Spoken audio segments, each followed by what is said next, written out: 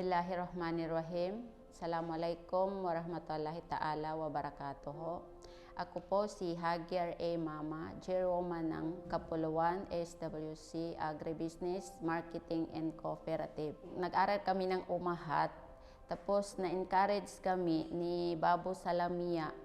Sinabihan po kami na magpa-register po kami sa CDA at sa CISEA. Kasi yung mga kasamahan po namin, ma'am, na kababaihan, mga farmer kasi yung mga asawa namin. Tapos yun, napag-isipan po namin na mag-register muna kami doon sa CDA at saka CISEA para maging cooperative. Yung first po, ma'am, binigyan kami ng mga gamit po para sa garden. Tapos yung pagluluto namin ng banana chips at saka yung sa coconut oil. Nang bigyan kami ng mga ganun mga gamit na nagawa na namin yung pwede namin lutuin. Yung banana chips at saka yung coconut oil at saka yung chicken kagikit. Unang-una, ma'am, is yung sobrang laking binigay ng support sa amin ng Acted, ma'am, is una, is siyempre yung mga trainings. May training din kami about packaging and labeling, kung paano namin i-package at i-label yung aming mga product. Hindi lang siya Acted, with bar na siya.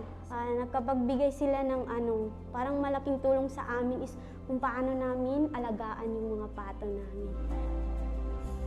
Sa pamamagitan ng pagkakaroon ng aming kooperatiba is masuportahan man lamang yung kanilang pangangailangan sa everyday needs.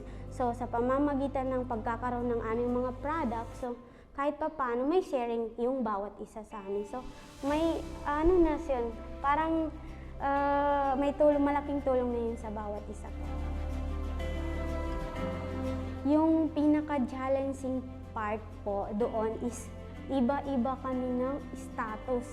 So, meron married, then meron naman mga widow, tapos merong mga anak.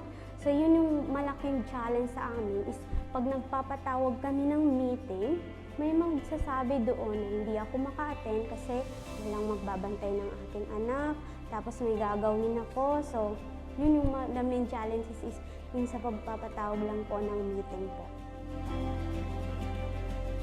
Sa pagmamanage ng cooperative, masaya rin ako kasi lahat ng mga kasamahan ko, naintindihan na nila kung ano ang ginagawa. Tapos, ang pinakamasarap sa pakinggan, yung sinasabi nila na ituloy natin itong cooperative natin. Kami ang Kapuluan SWC Agribusiness Marketing and Cooperative.